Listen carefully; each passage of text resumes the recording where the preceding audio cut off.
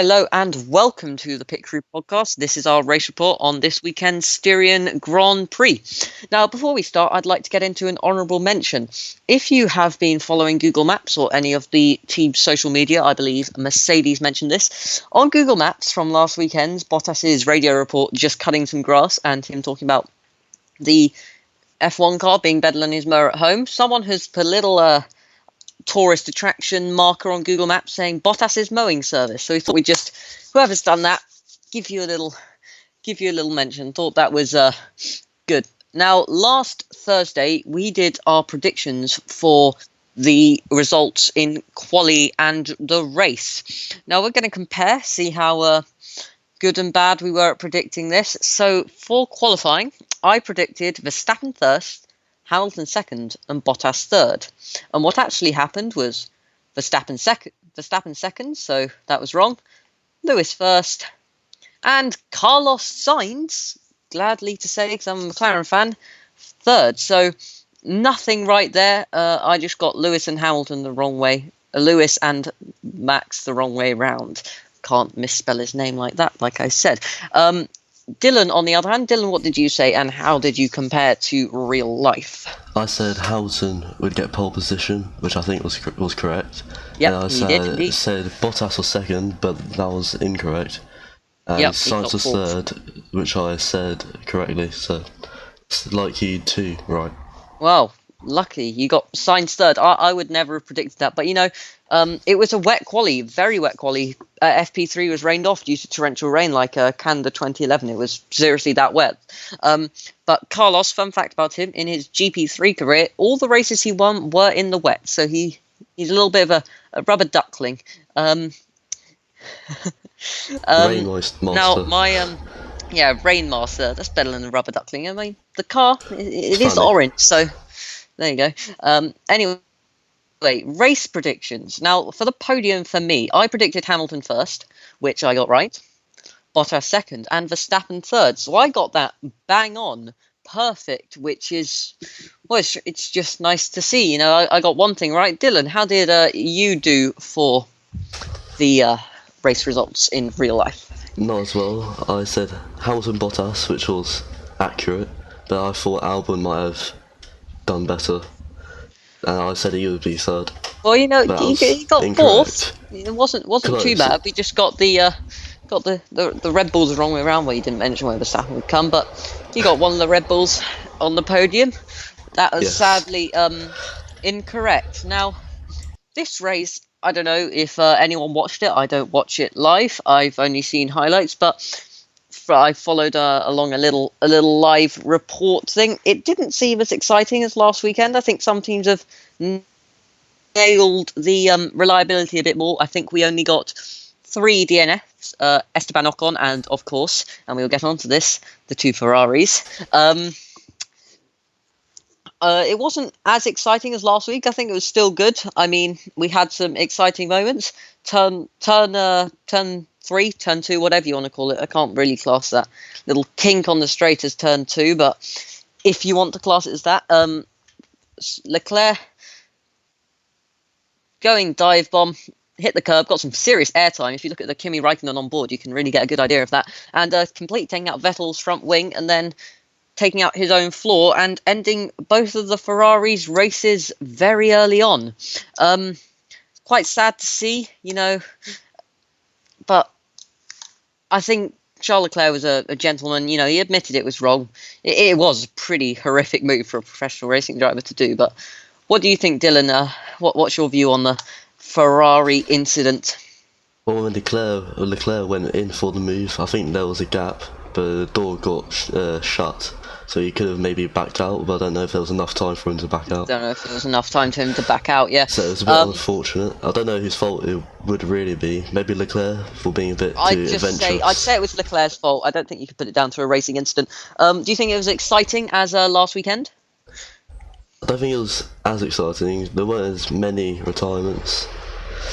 There were only 3. I mean, the last lap battle was pretty good, where Norris overtook, was it Ricciardo and Stroll? Yeah. It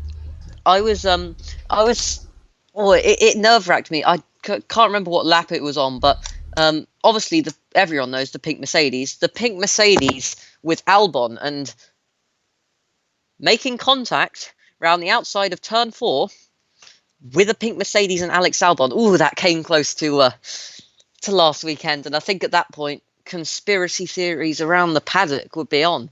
Mercedes mission, take out Albon. They came close. Luckily, Albon didn't get punctured. He was quite lucky. Ruined Perez's front wing. Good for Norris in the end. He got P5. He seems to be, anyone watch the virtual GPs, Lando bot mode engaged on the final couple of laps. What's your view on all of this, Dylan? How did you enjoy the action? I think the battles were very good towards the end, not so much at the beginning. Yeah, as we said, it wasn't so exciting at the beginning. Well, the Ferraris was, but yeah, it was a good race. The end, it got more dramatic. There were a couple of tense moments. I wouldn't say it was necessarily a boring race. It wasn't just. I think last week's was one of the best, and if it has the capability to match 2019 Germany and Brazil, which were my favourites, and I think big fan favourites from last year as well. So, biggest disappointment for the race? Well, two obvious things. Well, there's one obvious, the Ferraris, but I think if we're going to go on biggest disappointment each week, which we will be, we're going to constantly be saying Ferrari, Ferrari, Ferrari, Ferrari. One of my disappointments was, as you well know, George Russell, P12. Well done, that man. Well done. Sadly, George Russell, P16. I was really hoping that he would get 1 point. That would have just been so nice. I don't know what happened. I have a feeling he went off the track. I think he spun. No, I think he went off the track. Yeah. But he had an incident, but he didn't cause a safety car this time. But it would have been nice if he brought out another one, make it a bit more exciting. Just take off that front wing next time, Russell. Do it properly if you're going to do it at all. No, I'd say George Russell was pretty disappointing. I was really hoping for him to get to at least 1 or 2 points, and Carlos Sainz as well, down in P9. Don't know what happened to him there, but I was hoping for a podium. That would have been nice. 2 McLaren podiums in the first 2 races. God, that would have been a good time to be a McLaren fan, and obviously the Ferraris. Now, Dylan, what are your biggest disappointments for this weekend's race? You stole my one about Carlos. I was going to say it's a bit disappointing to see Carlos all the way down there after such a great qualifying session. He should have been better, done better. I've got one for you if you wanna. This can you can take this one. Esteban, he hasn't had a good start to the season. Ocon, whatever happened to him? I think might have had an engine failure or something. I don't think there was any contact, but he came out of the points while his teammate Daniel Ricciardo got P8, got four good points. I'd say that was pretty disappointing. If you want to steal that one. So biggest surprise. Now, my biggest surprise was, I think it was Daniel Kvyat. He got P10. That was pretty good from the AlphaTauri. They're not looking so strong this season. I mean, Lando Norris. Now, that was a surprise. As I said, I watch it kind of on live timings and reports, and you just watch the time tick down each sector, and you're like, hang on, what? He's gaining.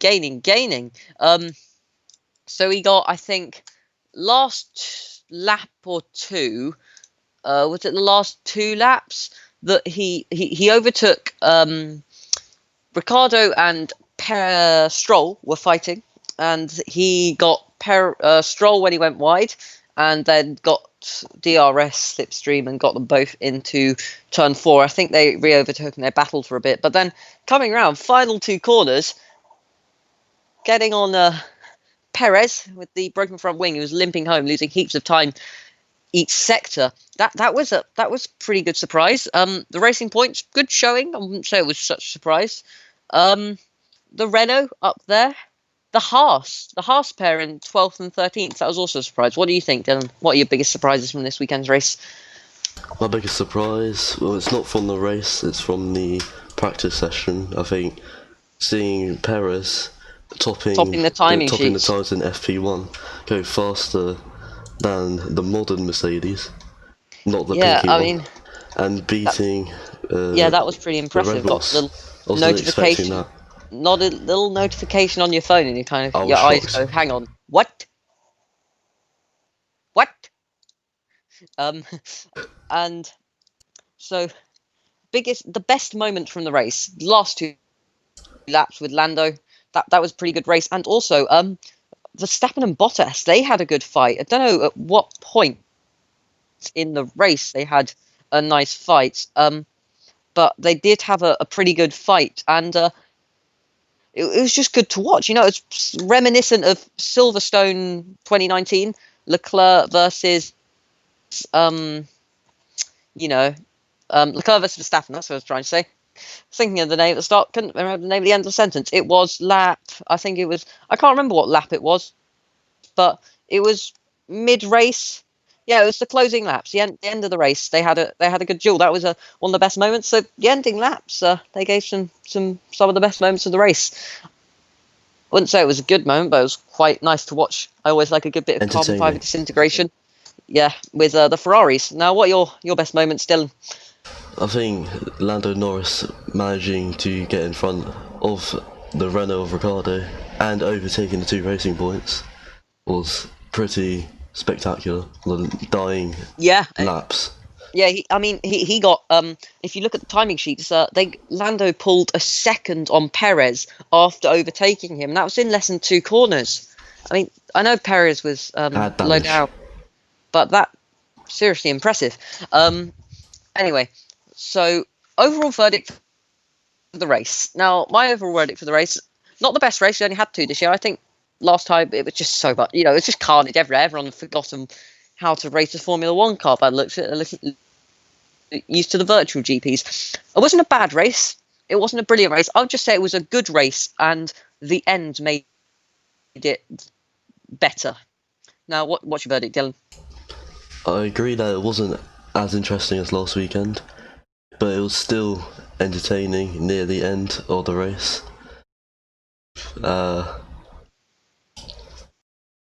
Yeah, I agree. Yeah. You've said all that there is to say. There wasn't much to say. I mean, it was a good race. You got the Ferrari collision. It was more of a race of a bit of strategy in there, and then the final couple laps, people got a bit bunched up and a bit of contact, bit of dueling. Just made it that bit better than it was at the start. Now, I think that brings us to the end of this podcast. There is nothing more to talk about. As we said, we thought it was a perfectly good race. We're looking forward to, I think it is Hungary next year. Not next year. That'll be a long wait. We have another long wait. This week. Yep. Next weekend, 19th of July, we have Hungary. I always quite like Hungary. I think it's one of the hardest overtakes tracks of the year, but I find it quite fun to drive in the F1 games. Good racing there. I'm looking forward to that. Obviously, roughly Thursday, we will be bringing out our pre-race predictions. That brings us to the end. I've been Ed. And I've been Dylan. Goodbye. Goodbye.